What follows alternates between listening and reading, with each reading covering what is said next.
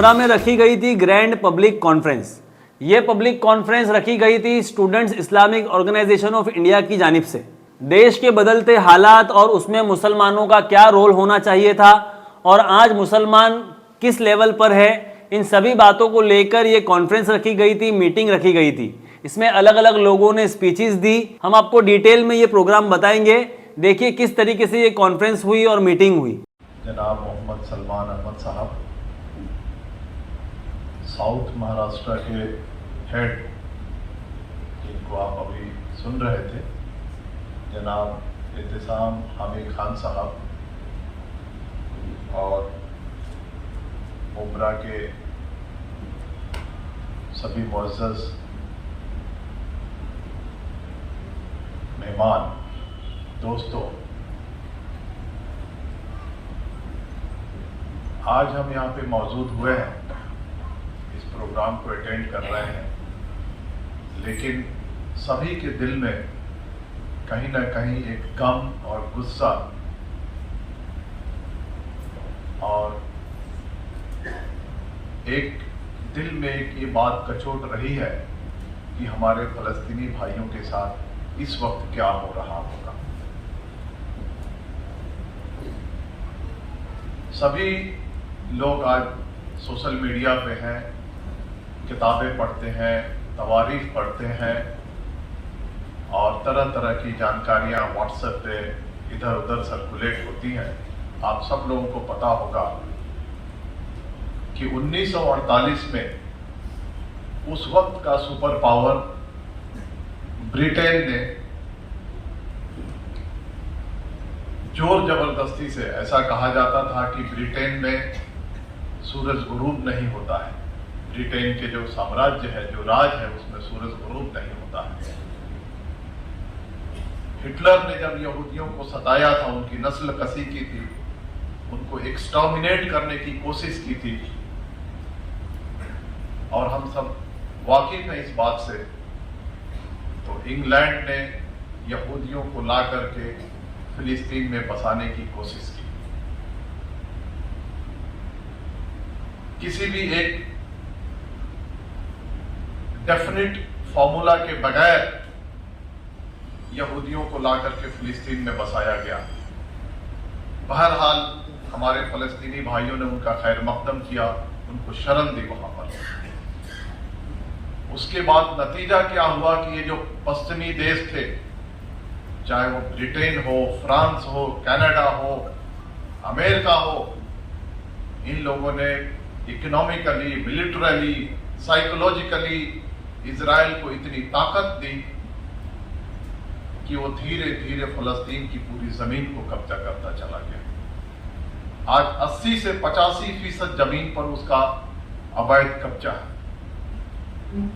وہ کسی بھی طرح کا ہیومن رائٹس کو پالن نہیں کرتا، انسانیت کو نہیں مانتا، عورتوں پہ، بزرگوں پہ، بچوں پہ ظلم کرتا ہے، مسجد اقصی پہ، نمازیوں پہ ظلم کرتا ہے.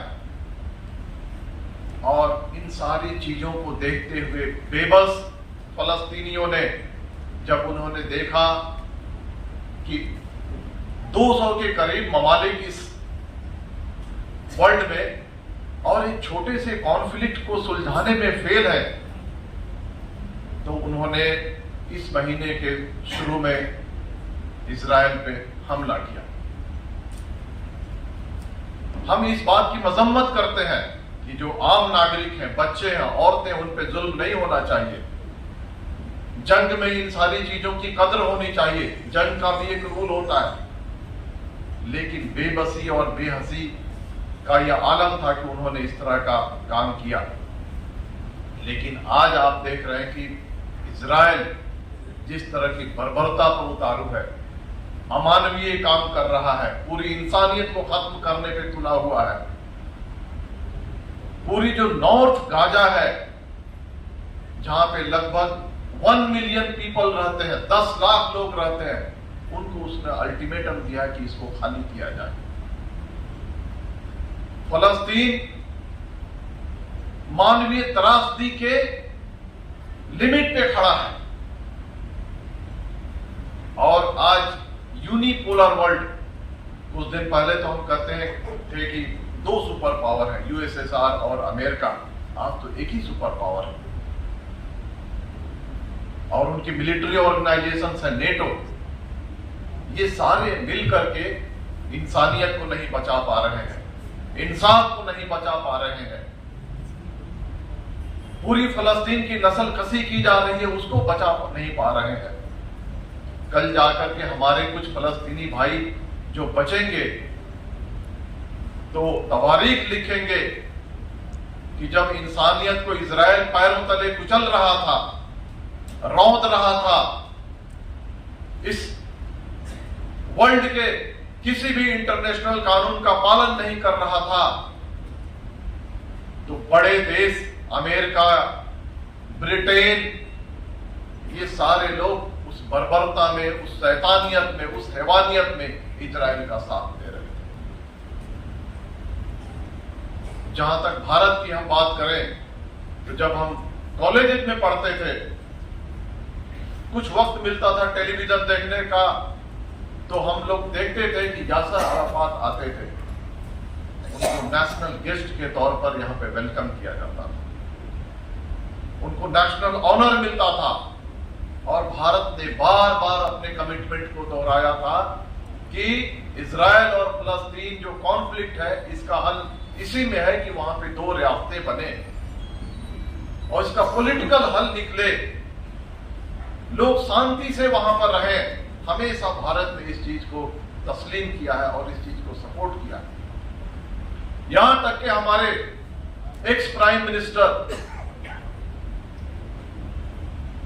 अटल बिहारी वाजपेयी जी ने भी इस चीज को दोहराया है कि इस कॉन्फ्लिक्ट का एक ही सॉल्यूशन है कि वहां पे दो रियासतें बने, म्यूचुअल को एग्जिस्टेंस हो। लेकिन आज आप सोशल मीडिया पे देख रहे हैं कि क्या हाल है। बस हम अपने फलस्तीनी भाइयों के लिए दुआ करें और कि अल्लाह पाक उनके लिए रहमो करम का मामला फरमाए। और मेरी आप लोगों से गुजारिश है कि जब ये प्रोग्राम खत्म हो तो 1 मिनट के लिए जो मासूम वहां पे मर रहे हैं, चाहे वो फलस्तीनी मासूम हो, चाहे वो इजरायली मासूम हो, उनके लिए हम 1 मिनट का मौन रखें। आगे बढ़ते हैं प्रोग्राम के लिए। जहां तक मुझे उन्वान दिया गया है कि आपको एम्पावरमेंट पे बोलना है,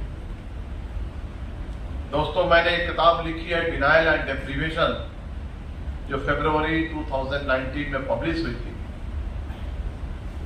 वो किताब पूरी तरह से सच्चर कमेटी की रिपोर्ट, रंगनाथ मिश्रा कमीशन की रिपोर्ट और मुख्तलिफ रियासतों में जो मुसलमानों के समाजी, इक्तिसादी और तालीमी हालात पे जो रिपोर्ट्स आए थे, उन रिपोर्ट्स को पढ़ करके मैंने वो किताब लिखी है।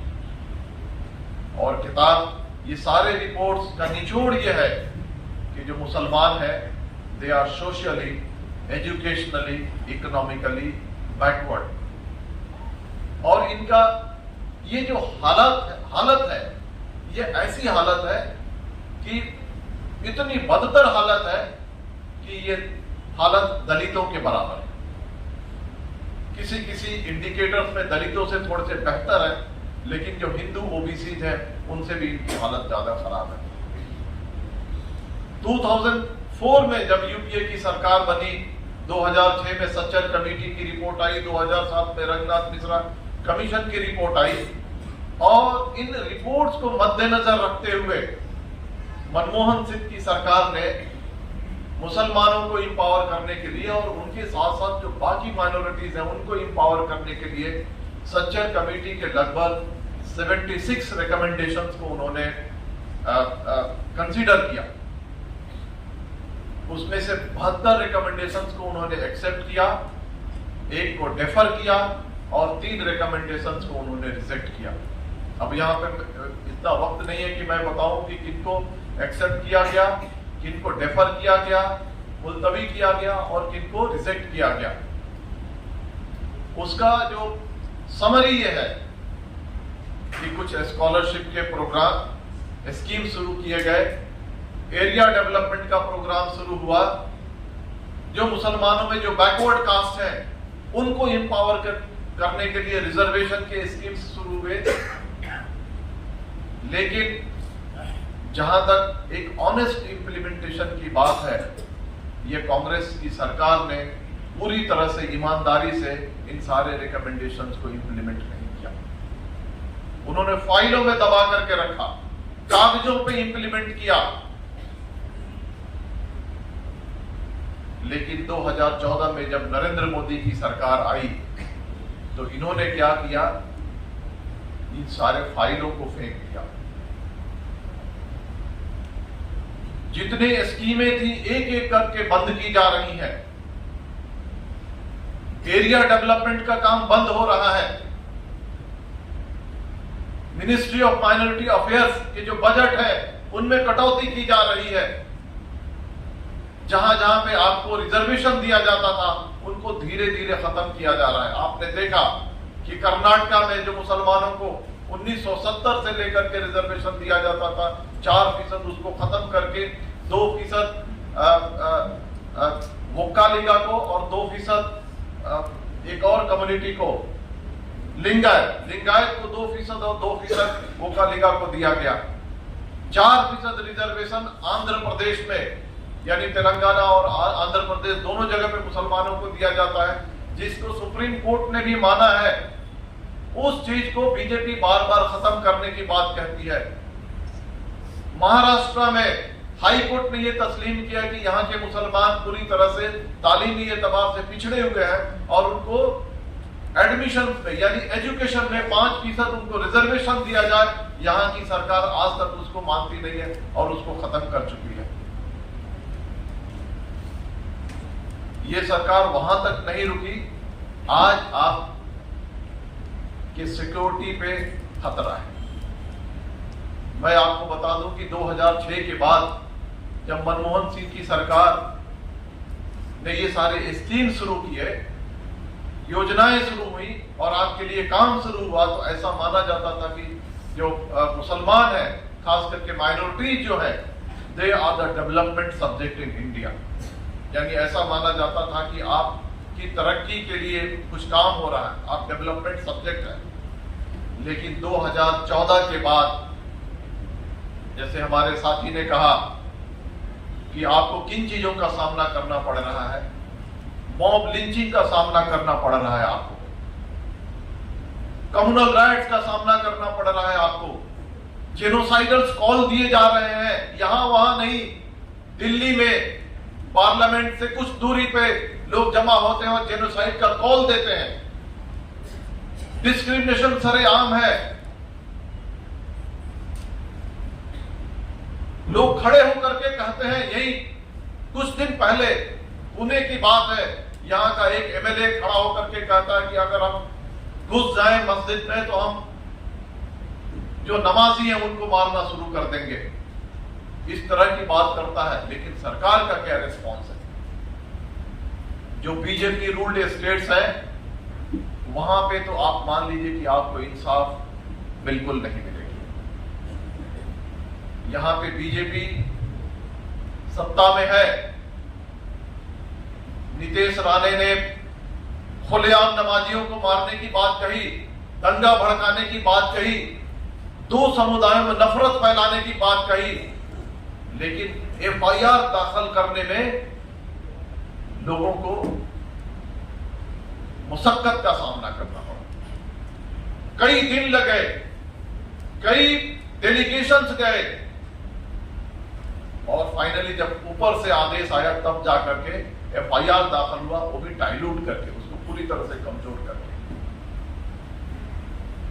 जो सो कॉल्ड सेकुलर पार्टियों की सरकार है जिस स्टेट्स में, और जिनको वोट दे करके आप चुन करके लेकर के आते हैं, वहां पर भी आपको पूरी तरह से इंसाफ नहीं है। जिस इंटेंसिटी से, जिस तरीके से इन दंगाइयों पे, इन मॉब लिंचर्स पे, ये जेनोसाइड के कॉल्स देने वालों पे, नफरत फैलाने वालों पे जिस इंटेंसिटी से कार्रवाई होनी चाहिए वो नहीं होती है। इसकी मिसाल है राजस्थान की सरकार, इसकी मिसाल है बिहार की सरकार, इसकी मिसाल है छत्तीसगढ़ की सरकार। اس کی مثال ہے ویسٹ بنگال کی سرکار. آپ دیکھ لیجیے, جتنا آپ توقع کرتے ہیں, جتنا آپ ایکسپیکٹ کرتے ہیں کہ لنچرز کے خلاف, دنگائیوں کے خلاف ایٹ لیسٹ یہ جو سیکولر جو سرکاریں ہیں کارروائی کریں گی, وہ کارروائی نہیں کر رہی. تو اس بدلے ہوئے حالات میں ہماری کیا ذمہ داری ہے؟ یہ بدلے ہوئے حالات میں ہماری ذمہ داری ہے دوستوں, سب سے پہلے اپنے آپ کو باوقار شہری سمجھیں.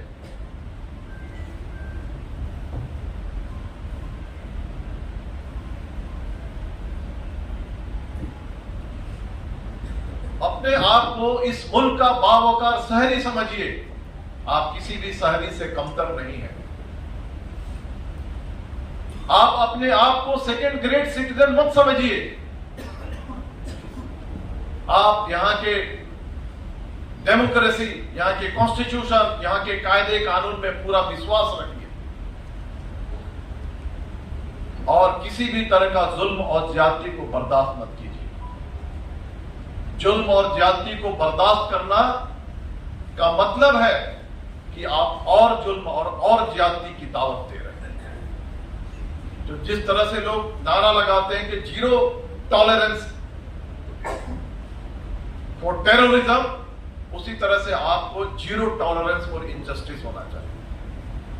اگر آپ کے خلاف کسی طرح کی کوئی زیادتی ہوتی ہے, ناانصافی ہوتی ہے, انجسٹس ہوتی ہے, آپ ایک دم کھڑے ہو جائیے. آپ آفیسر سے ملیے, پولیس اسٹیشن کا چکر لگائیے, آپ سینئر آفیسر سے ملیے, آپ کورٹ جائیے, اور جب تک جو ظلم کرنے والے لوگ ہیں ان پہ کارروائی نہیں ہوتی ہے تب تک آپ چپ مت بیٹھیں. اس کا ایک ہی راستہ ہے,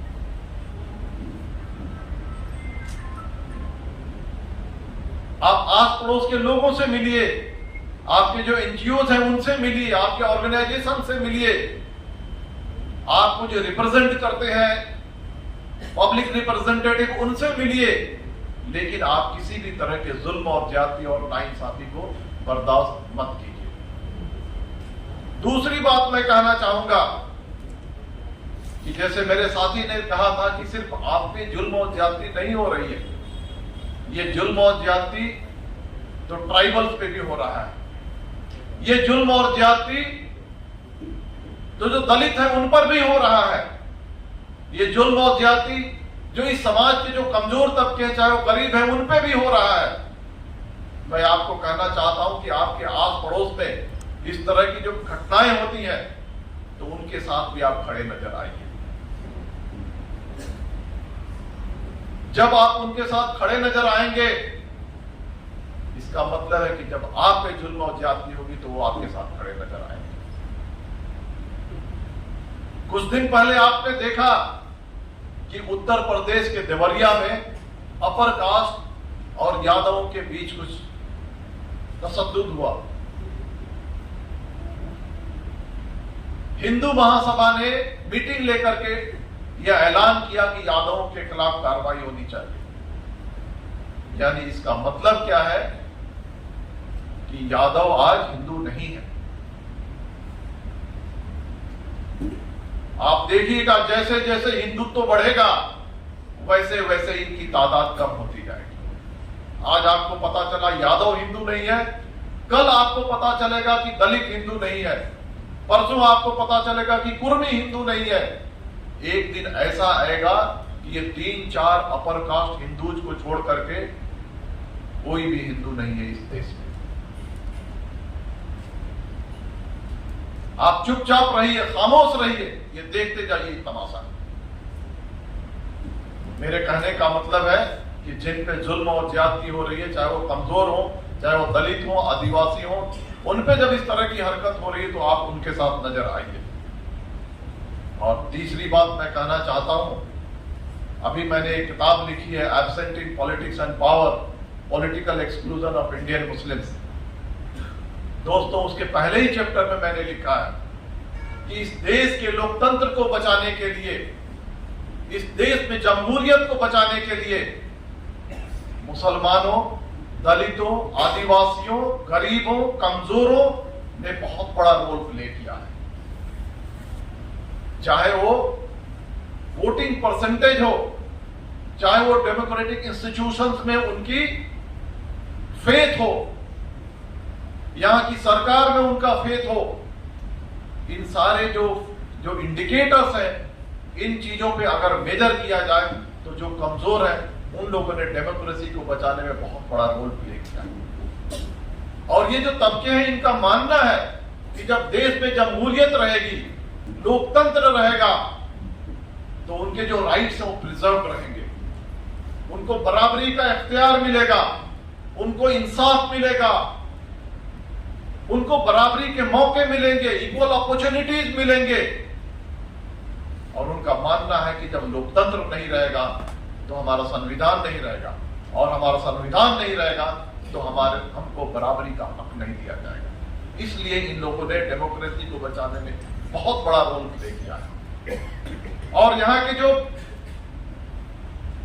جو کیپٹلسٹ ہیں، جو ایلیٹ ہیں، جو اپر کاسٹ ہیں، ان کو ڈیموکریسی اس لیے چاہیے، وہ اسٹیٹس کو مینٹین کرنا چاہتے ہیں،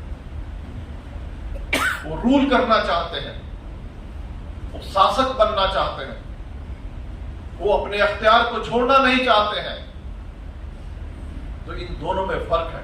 تو مسلمان کہاں پر ہے؟ مسلمان اس طبقے میں ہے، اس کیٹیگری میں ہے جو کیٹیگری ہمیشہ ڈیموکریسی کو بچانا چاہتا ہے۔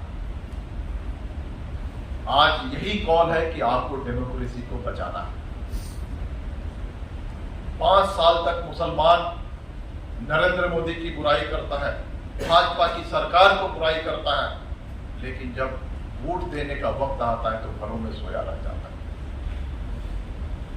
جاگیے اس بار، یہاں سے جانے کے بعد سب سے پہلے الیکٹورل رول میں جو ووٹر لسٹ ہے وہاں پہ اپنے نام کو چیک کیجئے، آپ کا نام ہے کہ نہیں، آپ کے گھر میں جتنے افراد ہیں ان کا نام ہے کہ نہیں چیک کیجئے، ان کے اسپیلنگ کو چیک کیجئے، ان کے جینڈر کو چیک کیجئے، آپ کے ایڈریس کو چیک کیجئے، اپنے فوٹو کو چیک کیجئے، انشیور کیجئے کہ آپ کا جو ووٹر آئیڈینٹی کارڈ ہے اور ووٹر لسٹ میں آپ کا نام پراپر درج ہے کہ نہیں۔ اور جس دن ووٹنگ ہوگا اس دن یہ درج ہونا چاہیے کہ مسلمانوں نے اس لوکتنتر کو بچانے کے لیے اور اس ایسے پارٹی کو بھگانے کے لیے کہ جو لوکتنتر کو ختم کرنے پہ تلا ہوا ہے، اس چیز کو کرنے کے لیے مسلمانوں نے 100% ووٹنگ کیا تھا۔ آج یہ آپ کی جوابداری ہے، آپ کی ملی جوابداری ہے، آج آپ کا کانسٹیٹیوشنل اوبلیگیشنز ہے، آپ کی سماجی جوابداری ہے۔ آج یہ کانسٹیٹیوشن، لوکتنتر، یہ دیش کے انسٹیٹیوشنز چیخ چیخ کے کہہ رہے ہیں کہ آپ اٹھیے اور لوکتنتر کو بچائیے، اور اس کو بچانے کا کوئی بہت بڑا جنگ نہیں لڑنی ہے، بہت بڑی قربانی نہیں دینی ہے۔ دوستوں، اس بات کو پھیلائیے کہ اس لوکتنتر کو بچانے کے لیے ایک ہی قربانی دینی ہے کہ جس دن آپ کا ووٹ ہے، چاہے ممبرا میں ووٹ ہے یا بہار میں ووٹ ہے یا یو پی میں ووٹ ہے یا کسی اور ریاست میں آپ کا ووٹ ہے، وہاں پہ جائیے اور 100% ووٹنگ درج کیجیے۔ اور مجھے یقین ہے کہ جب اس دیش میں لوکتنتر رہے گا، جمہوریت رہے گی، تبھی قانون بچے گا، اور جب قانون بچے گا تبھی آپ کے جو کانسٹیٹیوشنلی گارنٹیڈ جو رائٹس ہیں وہ آپ کے پریزرو ہوں گے۔ اگر لوکتنتر نہیں رہے گا تو آپ کو ووٹ دینے کا ادھیکار بھی نہیں رہے گا۔ اس ضرورت کو سمجھیے، جاگیے، اور اپنی جو سماجی، ملی اور جو کانسٹیٹیوشنل جوابداری ہے اس کو پورا کیجیے۔ یہاں پہ زیادہ میں نہیں بولوں گا، اور وہ ایس آئی او کے ساتھی جن لوگوں نے مجھے بلایا اور یہاں سے آپ سے ملنے اور آپ کے سامنے کچھ بات رکھنے کا موقع دیا، ان کا میں شکریہ ادا کرتا ہوں اور اپنی جگہ لیتا ہوں۔ شکریہ، جے ہند۔ وردی میں چھپی ہوئی ملت کے درد کی ایک تصویر برادر گرامی عبدالرحمان صاحب اسٹیج پہ تشریف فرما دانشوران ملک و ملت،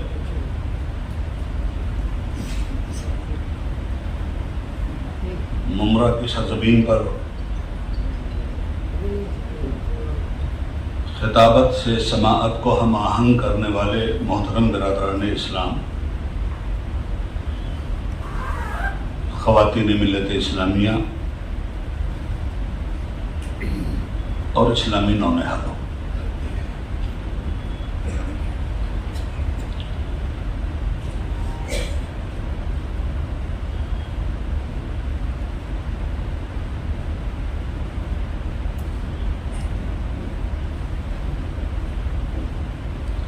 عمل سے زندگی بنتی ہے جنت بھی جہنم بھی، یہ خاکی اپنی فطرت میں نہ نوری ہے نہ ناری ہے۔ حضرت محترم،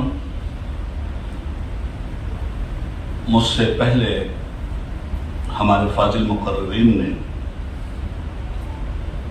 نہایت ہی فکر انگیز گفتگو فرمائی ہوگی، جس کا اندازہ مجھے اپنے پیشرو مقرر کی گفتگو سے ہو گیا ہے۔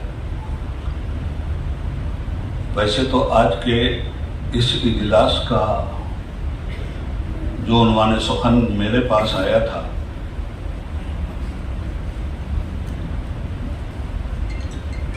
وہ ملک کے بدلتے ہوئے حالات اور امت کا کردار، مگر ابھی ہمارے نقیب صاحب نے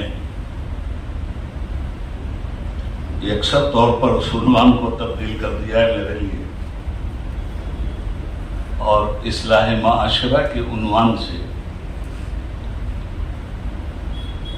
مجھے حکم دیا گیا ہے کہ میں ان کے حکم کی تعمیل کروں۔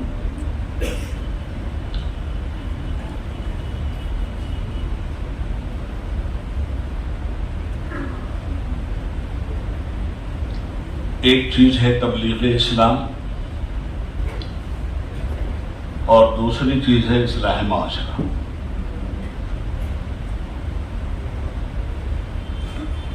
ہم لوگوں میں اتنی جرأت رندانہ نہیں رہ گئی اب کہ ہم صحیح معنوں میں تبلیغ اسلام کے فرائض کو نبھانے کی کوشش کا تصور بھی کر سکیں۔ اسلام صرف مسلمانوں کے لیے نہیں آیا، اسلام انسانوں کی ہدایت اور رہنمائی کے لیے آیا ہے، اور ان انسانوں تک ہم مسلمانوں کا پہنچنا ہمارے لیے فرض قرار دے دیا گیا۔ جو انسان اب تک ہدایت ابدی سے محروم ہو کر مبہم خیالات و عقائد کی ترجمانی کرنے میں مصروف ہے۔ تبلیغ کا وہ اہم معاشرے کی اصلاح، یہ معاشرہ کن لوگوں کا ہے؟ یہ مسلمانوں کا معاشرہ کہلاتا ہے۔ جب تک ہم مسلمان نہیں ہوئے تھے ہمارے پاس کوئی معاشرہ نہیں تھا، مگر مسلمان ہو جانے کے بعد تو اب ہمارے پاس باقاعدہ ایک اسلامی معاشرہ ہے، اور مسلمان بھی ہم رضا و رغبت کے ساتھ ہوئے، کسی نے زبردستی ہمیں مسلمان نہیں بنایا۔ فوج میں جانے والا انسان اپنی مرضی سے فوج میں جاتا ہے، اور پولیس کی وردی پہننے والا فرد اپنی مرضی اور اپنے شوق سے اس محکمے میں انٹری کرتا ہے۔ اب جب تک اس نے وردی نہیں پہنی تھی تب تک پولیس اسٹیشن کے فرائض کی کوئی ذمہ داری بھی اس پہ عائد نہیں ہوئی تھی۔ ایک فوجی نے جب تک فوج کا یونیفارم نہیں پہنا تھا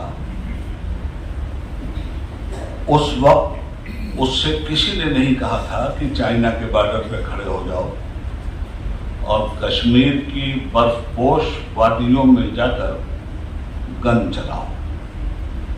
جب تک وردی نہیں پہنا آدمی آزاد تھا، مگر وردی پہننے کے بعد اب وہ آزاد نہیں ہے.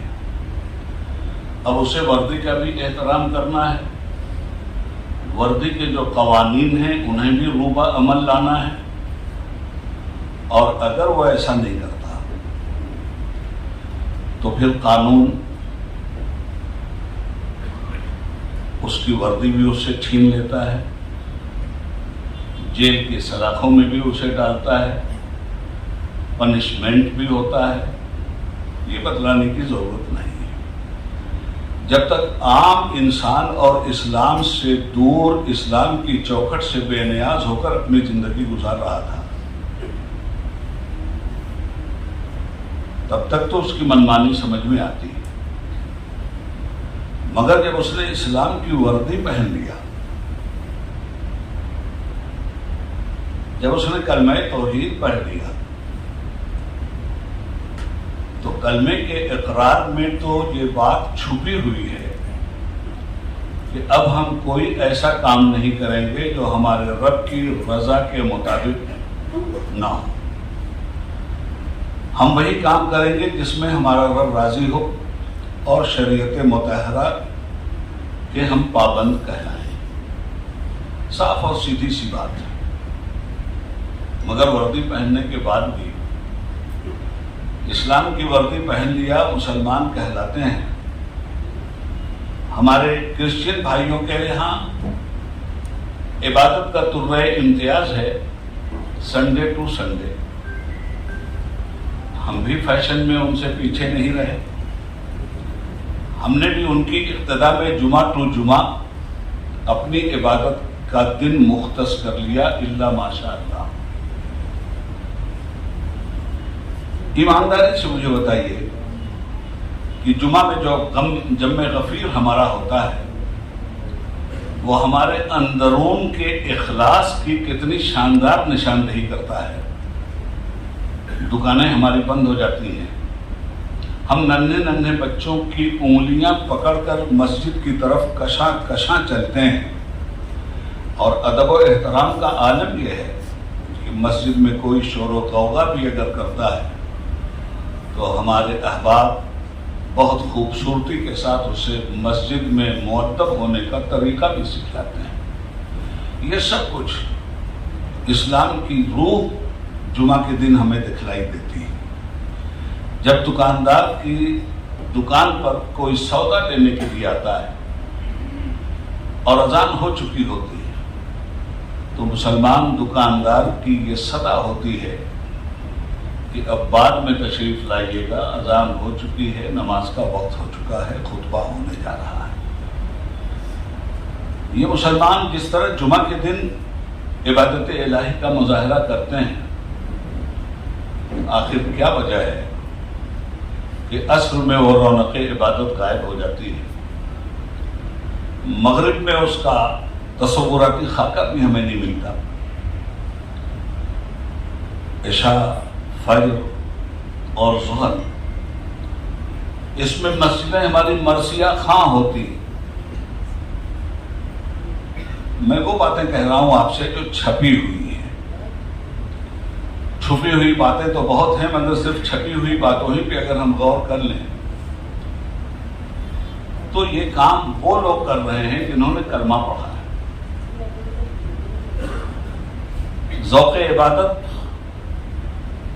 اور روح عبادت دونوں سے اس قدر بے رغبتی ہمارے ماحول اور ہمارے سماج میں پیدا ہو گئی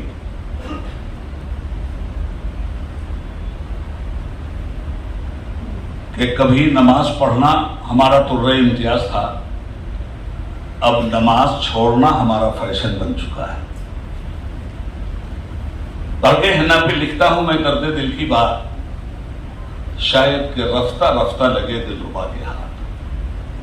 حضرات محترم، ہمارے پاس جمعہ کے دن تو ہم ہندوستان میں نظر آتے ہیں اور ایک ہفتہ معلوم نہیں کس قبرستان میں چلے جاتے ہیں، پھر جمعہ کے دن کشاں کشاں ہم مسجدوں کی رونق بن جاتے ہیں. میں یہ کہنا چاہوں گا کہ جب تک مسلمان نہیں ہوئے تھے تب تک ہماری اصلاح نہیں ہوئی تھی. مگر مسلمان ہونے کے بعد تو عقیدے کی بھی اصلاح اور عمل کی بھی اصلاح دونوں لازم و ملزوم ہیں. تو جب تک مسلمان نہیں ہوئے تھے تب تک تو معاشرے کو اصلاح کی ضرورت تھی، مگر جب معاشرہ مسلمان ہو گیا تو پھر اصلاح معاشرہ کی کیا ضرورت ہے؟ دراصل اس نقطے پہ ہمیں غور کرنا چاہیے. مسلمان ہم اس لیے نہیں ہوئے تھے کہ خود ہمارے ہی معاشرے کی اصلاح کے لیے باقاعدہ تنظیمیں وجود میں آئیں. مسلمان تو ہم اس لیے ہوئے تھے کہ ہماری تو اصلاح ہو ہی چکی تھی اس کلمہ توحید کے ذریعے. اب ہمیں تبلیغ اسلام کے فریضے کو انجام دینا تھا کہ جن لوگوں تک عقیدہ توحید نہیں پہنچا ہے ان لوگوں تک اخلاق رسول کی بنیاد پر نہایت ہی کریمانہ انداز میں ہم اللہ کی توحید اور رسول کی رسالت کے فلسفے کو سمجھا کر انہیں اس جہنم کے راستے پہ جانے سے روک دیں جس راستے پہ انسان مشرکانہ رسم و رواج کی بنیاد پر چل پڑتا ہے. یہ ذمہ داری ہماری تھی، اس لیے کہ قرآن کریم کہتا ہے کنتم خیر امۃ اخرجت للناس تأمرون بالمعروف وتنہون عن المنکر. مسلمانوں تم بہترین امت، تمہیں اس لیے برپا کیا گیا ہے کہ تم بھلائیوں کا پرچار و پرسار کرو اور برائیوں سے سماج کو بچاؤ. تو یہ تو ذمہ داری ہماری تھی، سماج کو برائیوں سے بچانے کی، چاہے وہ عقیدے کی برائی ہو، چاہے وہ اخلاق کی برائی ہو، چاہے وہ فکر و نظر کی برائی ہو، چاہے وہ قتل و فساد کی لڑائی ہو، چاہے وہ امیر و غریب کی لڑائی ہو، چاہے وہ فارورڈ اور بیکورڈ کی لڑائی ہو. مگر آج کم نصیبی ہے ہماری کہ اب ہم لوگوں کو اصلاح معاشرہ کی ضرورت پڑ گئی ہے اور تبلیغ اسلام کا تصور ہمارے یہاں ناپید ہو چکا ہے. بہت پڑھا لکھا مجمع ہے اور بڑے سمجھدار لوگ میرے سامنے بیٹھے ہیں. ان دونوں چیزوں پر ہمیں غور کرنا ہوگا. ہمارا فرض صرف اصلاح معاشرہ کا نہیں ہے، پہلا فرض ہمارا تبلیغ اسلام کا ہے، اور تبلیغ اسلام اگر ہم نے صحیح معنوں میں کی ہوتی تو آج ہندوستان کی سرزمین پر یہ بدترین دن ہمیں دیکھنے کو نہیں ملتے.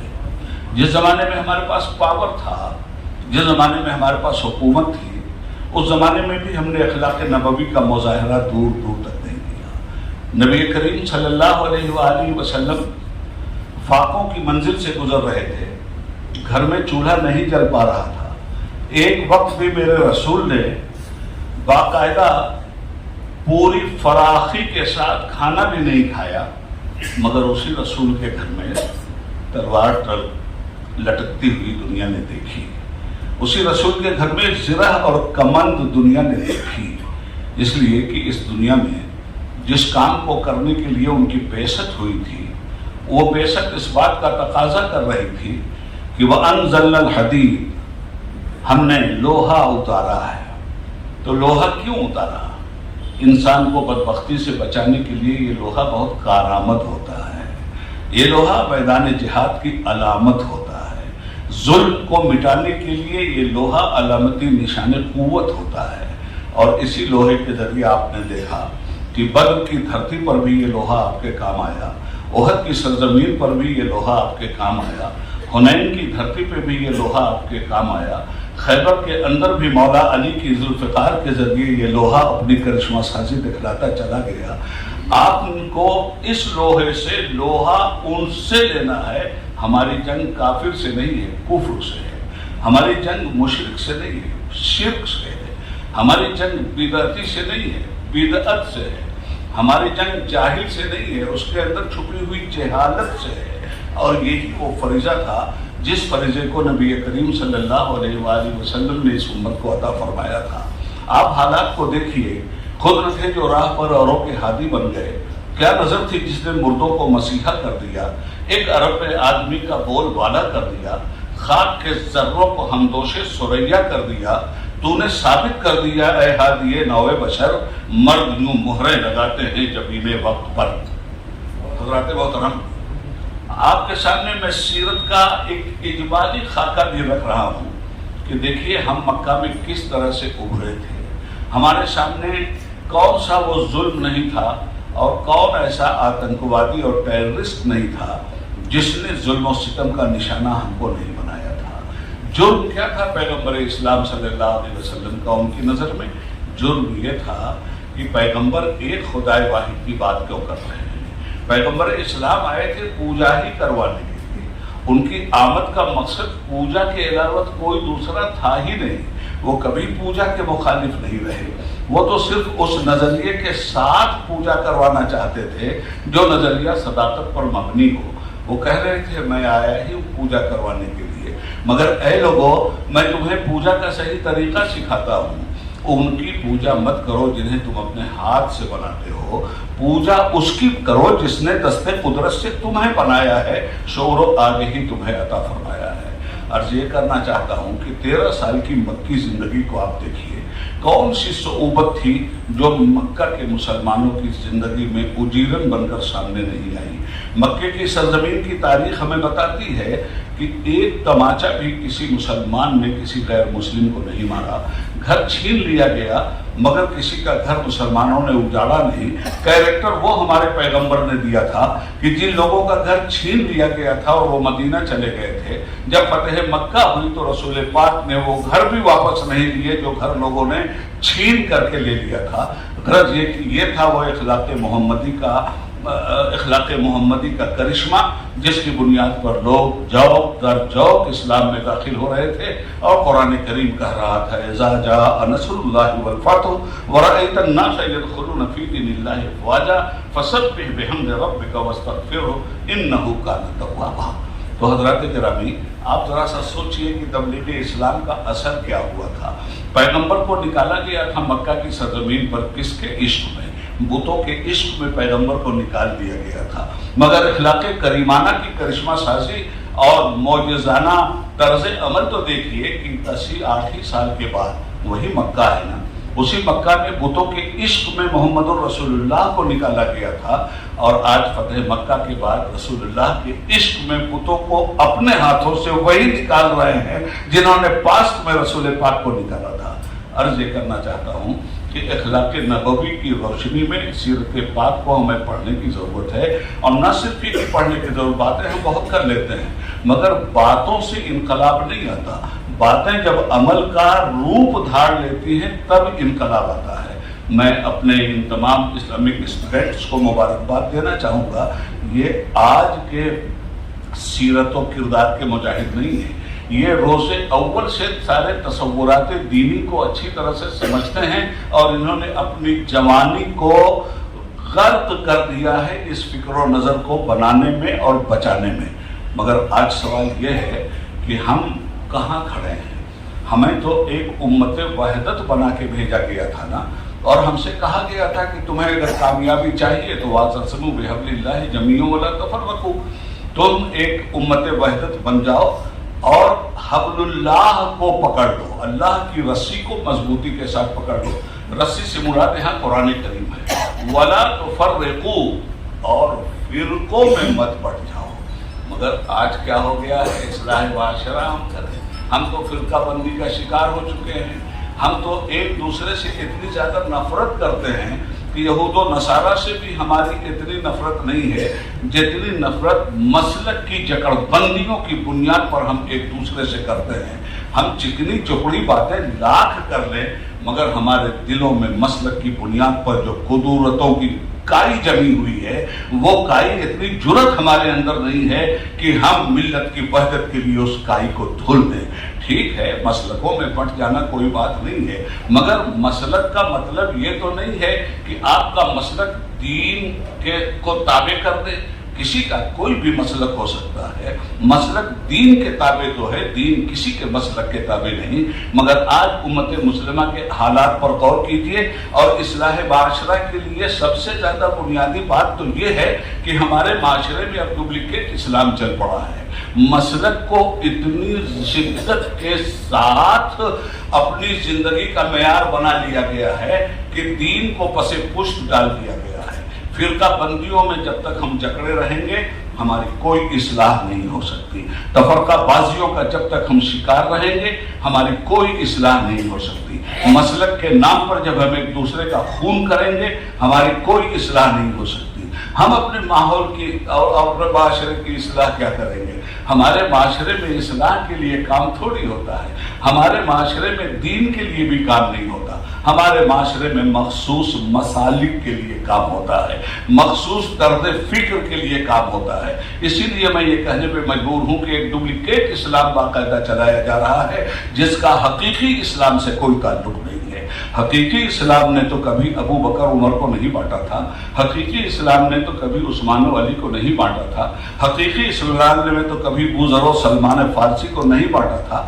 آج ہم کیوں بڑھتے چلے جا رہے ہیں؟ اچھا، اگر مسلک بھی ہے تو مسلک میں تسلب اختیار کیجئے۔ مسلک آپ کو سکھلاتا کیا ہے؟ مسلک آپ کو اچھی راہ ہی دکھلاتا ہے نا، مسلک آپ کو خدا کے نزدیک جواب دہ بناتا ہے نا، مسلک قرآن و سنت کی روشنی ہی میں تو آپ کو راستہ دکھلاتا ہے نا۔ مسلک میں متسلب ہی اگر رہے ہوتے ہم اور آپ تو آج ہمیں اصلاح معاشرہ کی ضرورت نہیں ہوتی۔ مصیبت یہ ہو گئی کہ مسلک میں متسلب ہونے کے بجائے ہم متشدد ہو گئے، اور تشدد کسی کی اصلاح کا ذریعہ کبھی نہیں بن سکتا۔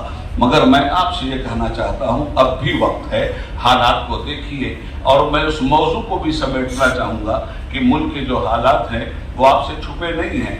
میں ان حالات پہ تو کوئی بات نہیں کروں گا، مگر ان حالات میں مسلم امہ کا کردار کیا ہونا چاہیے اس پر گفتگو کرنے کی اشد ترین ضرورت ہے۔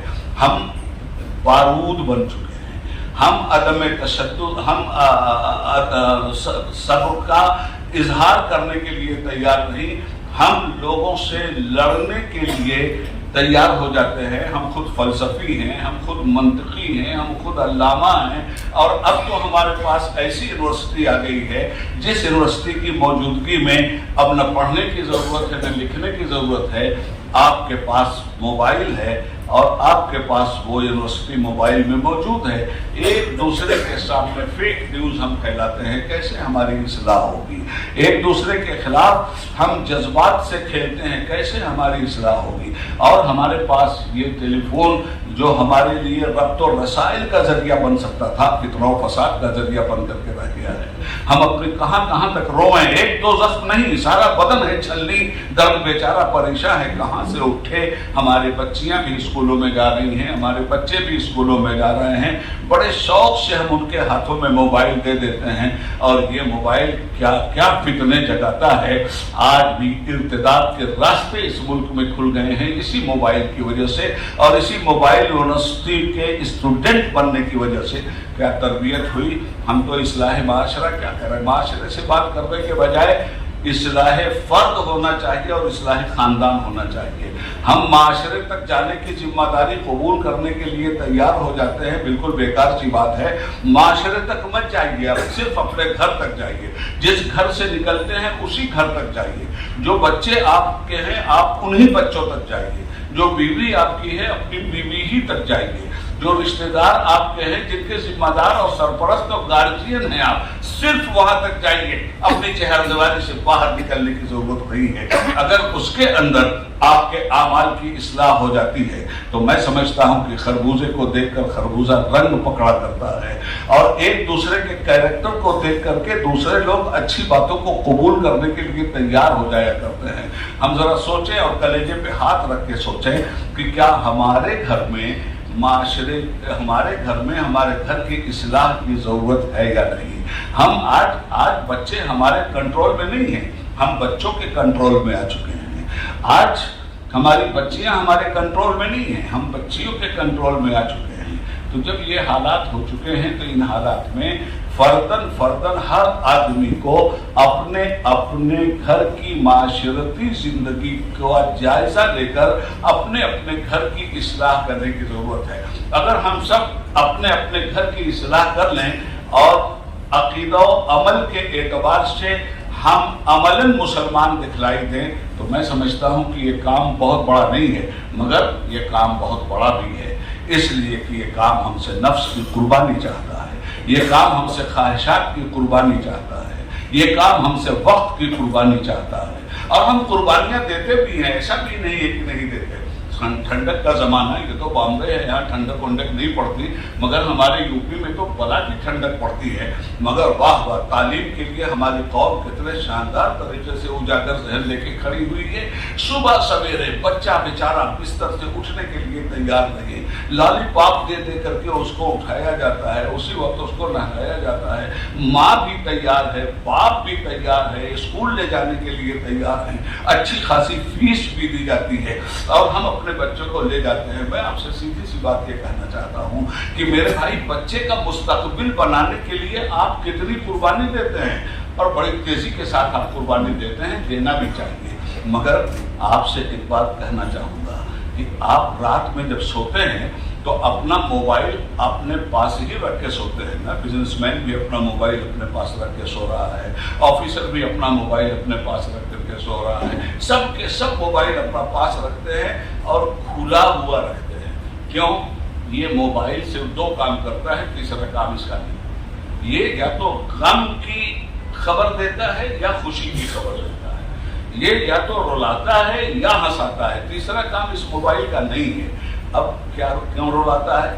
بھٹا بیٹھ گیا، پتا چلا ایکسیڈنٹ ہو گیا، فون کی گھنٹی بجی، رات میں سردی کی کڑاکے کی رات میں آپ سو رہے ہیں، رضائی اور لحاف سے نکلنے کا جی نہیں کر رہا ہے، مگر نیند بھی اتنی زبردست ہے کہ اگر آپ کو کوئی جگائے تو آپ کو ناگوار خاطر لگتا ہے، مگر جو ہی یہ بجا ٹن ٹن ٹن، فوراً نیند آنکھیں ملتے ہوئے آپ نے ٹیلی فون اٹھایا، قربان کر دیا آپ نے 1 گھنٹے پر۔ صرف 2 باتیں آپ کے سامنے، یا تو کوئی خوشی کی خبر آ رہی ہوگی یا کوئی غم کی خبر آ رہی ہوگی، تیسری خبر تو آنے سے رہی۔ میں آپ سے کہنا چاہتا ہوں، نیند قربان کر دیا مسلمان نے صرف ٹیلی فون کی گھنٹی پر، مگر جب فجر میں خدا کی بارگاہ سے فون کی گھنٹی بجتی ہے، جب فجر میں صبح کا مؤذن اللہ اکبر کی صدا دیتا ہے، کتنی بے چینی ہمارے اندر ہوتی ہے کہ ہم اس گھنٹی کو سن کر کے اٹھ جائیں اور نیند کو قربان کر کے اپنے رب کے سامنے سر جھکا دیں۔ میں یہ بات اس لیے آپ سے عرض کر رہا ہوں میرے بھائی کہ یہ موٹی موٹی باتیں ہیں، کسی لمبی تقریر اور پرجوش خطابت کی ضرورت نہیں ہے۔ ہمیں اپنے اعمال کی اگر اصلاح کرنی ہے تو ہمارے اندر ہی مولوی بیٹھا ہوا ہے، ہمارے ضمیر سے بڑا ہمارا کوئی مفتی نہیں ہے، ہمارے ضمیر سے بڑا ہمارا کوئی عالم نہیں ہے۔ اس ضمیر کو جگائیے اور سوچئے کہ آپ عام آدمی کی طرح اس دنیا میں رہنے والے نہیں ہیں، آپ عام آدمی کی تقدیر کو بدلنے کے لیے اس دنیا میں آئے ہیں۔ ہماری اور آپ کی بہت بڑی ذمہ داری ہے کہ ہم تبلیغ اسلام کے فریضے کو انجام دیں۔ آج اگر ہم اپنے غیر مسلم بھائیوں تک پہنچے ہوتے، ہاں ٹھیک ہے، نفرت کی ہوا چل رہی ہے، تشدد کی آندھی چل رہی ہے، لوگ ایک دوسرے کی شکل دیکھنا گوارا نہیں کرتے، مگر حالات سے مایوس ہونے کی ضرورت نہیں ہے۔ آپ چلیے تو صحیح ان کے پاس، وہ نہیں آتے ہمارے پاس، ہم کو جانا چاہیے ان کے پاس۔ ہمارا ایک گاؤں ہے، ہمارے گاؤں میں بھی نفرت کی فضا چل رہی ہے، پڑوس میں بھی چل رہی ہے، ہمارا غیر مسلم بھائی ہمیں دیکھنے کے لیے تیار نہیں ہے، پروپیگنڈوں کا شکار ہے۔ کوئی بات نہیں ہے، ہمیں جرأت کر کے اس کے پاس جانا چاہیے، اس کے دکھ درد میں شریک ہونا چاہیے، ایک طرفہ طور پر اپنے اوپر ہونے والے تشدد بیجا کو بھول کر کام کرنا چاہیے۔ اگر یہ جرأت ہم اپنے اندر پیدا کر لیں تو تبلیغ اسلام کا بھی کام ہوگا اور اصلاح معاشرہ کا بھی کام ہوگا۔ میں سمجھتا ہوں کہ میں نے بہت وقت آپ کا لے لیا، کچھ باتیں میں اس سلسلے میں کرنے والا تھا جو میرے محسوسات تھے، اور میں اپنے محسوسات کو لکھ کر کے بھی لایا تھا، وہ بھی میں چاہتا ہوں کہ آپ کے گوش گزار کروں، جو اس عنوان سے متعلق ہے۔ ہندوستانی مسلمانوں کے مسائل عام انسانوں سے زیادہ الجھے اور ان کا سلجھنا عام انسانوں کے مسائل کے حل کے مقابلے میں زیادہ دشوار ہے۔ ہم مسلمان لوگ اپنی آئیڈیالوجی، فکر اور شعور ایسا رکھتے ہیں جو مسلم اکثریت کے ملک کے شہریوں کا ہونا چاہیے، جبکہ ہم اپنے ملک میں اقلیت میں ہیں۔ ہم اپنی فکر اور آئیڈیالوجی دوسروں پر مسلط نہیں کر سکتے۔ ہمیں اپنے مستقبل کے لیے ایسا پلان بنانے کی ضرورت ہے جو عملاً ممکن بھی ہو۔ اس پلان کو حاصل کرنے کے لیے وسائل بھی پیدا کرنا ہوگا اور ان کے صحیح استعمال کا طریقہ بھی، اور اس کے لیے اکثریت کا تعاون اور مفاہمت بھی ہمیں درکار ہے۔ فرقہ پرستوں نے ہندو مسلم خلیج حد سے زیادہ بڑھا دی ہے اور کسی کے پاس اس خلیج کو بانٹنے کا کوئی پروگرام دور دور تک نظر نہیں آتا، اور ہم لوگ ہر چھوٹے بڑے مسئلے کو قومی یا بین الاقوامی بنا دینے کے قائل ہیں۔ میری نظر میں اصل کام، اصل مسائل کی نشاندہی۔ پہلے وہ کام کرنا چاہیے جو ممکن ہو، جس میں کسی کا نقصان نہ ہو اور پوری قوم کا بھلا ہو۔ آپسی مفاہمت اور مل جل کر کام کرنے ہی سے اعتماد پیدا ہوتا ہے۔ ہم مسلمانوں کا اصل کام قومی زندگی میں اپنے عظمت کردار سے اس اعتماد کو بحال کرنا ہر حال میں ضروری ہے جو تقسیم ہند کے نزاع سے روزانہ منتشر ہوتا رہتا ہے۔ ہمارے لیے یہ بھی ضروری ہے کہ ہم اکثریت کے مقابلے میں نہ ہی اپنی کمزوریوں کا انہیں الزام دیں اور نہ ہی زور آزمائی کی کوشش کریں۔